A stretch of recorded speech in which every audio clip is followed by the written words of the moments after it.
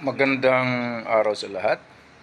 The YouTube channel of the Fraternal Order of Eagles, Limbas Law Corner is back to once again uh, render public service in the field of law or sa larangan ng batas sa pamamagitan ng pagbahagi ng aming kaunting kaalaman sa batas.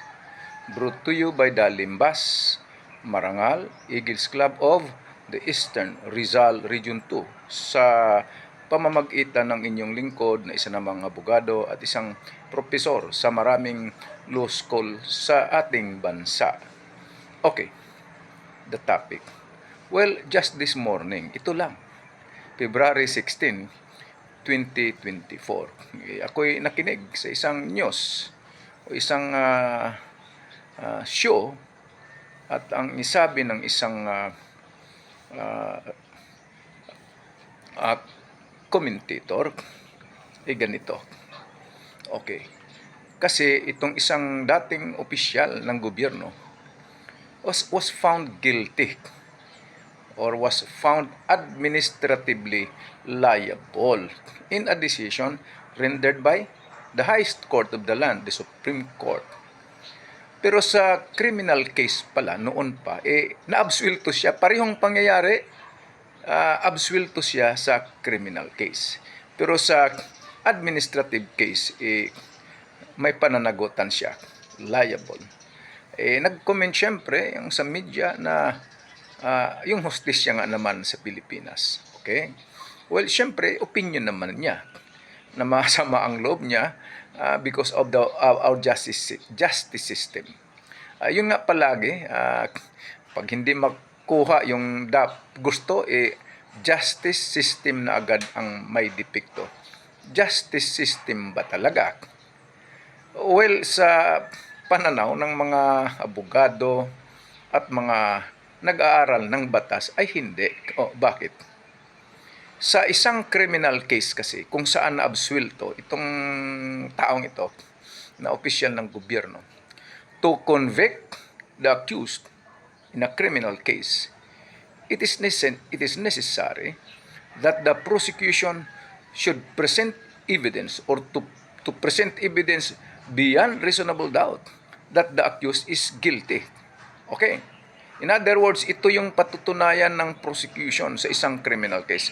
First, patutunayan niya beyond reasonable doubt the accused was the one who committed the crime. And the prosecution shall also prove beyond reasonable doubt that a crime has been committed.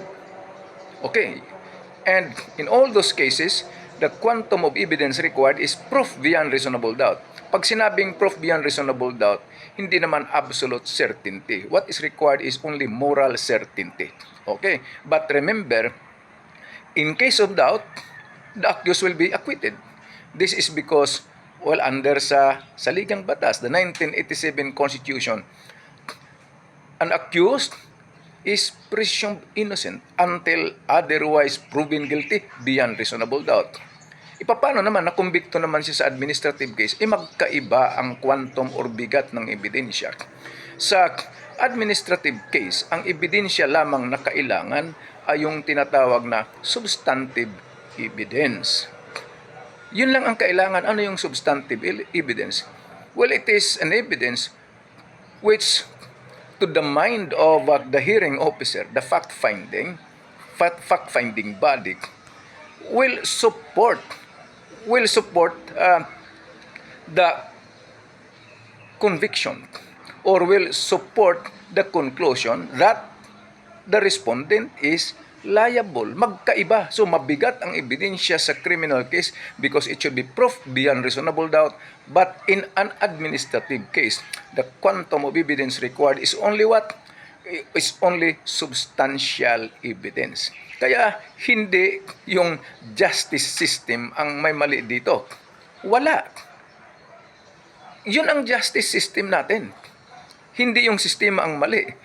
Siyempre, nire-respeto natin yung mga nagsasabing ang justice system ang mali. Siyempre, opinion lang naman nila yan. Alright? But for us lawyers, we have to say that there is nothing wrong in our justice system in this particular case. There is nothing wrong. Sana nakapagserbisyo na naman para sa ating sambayanang Pilipino sa larangan ng batas itong Limbas Marangal Eagles Club ng Eastern Rizal Region 2. Maraming salamat at magandang araw sa lahat.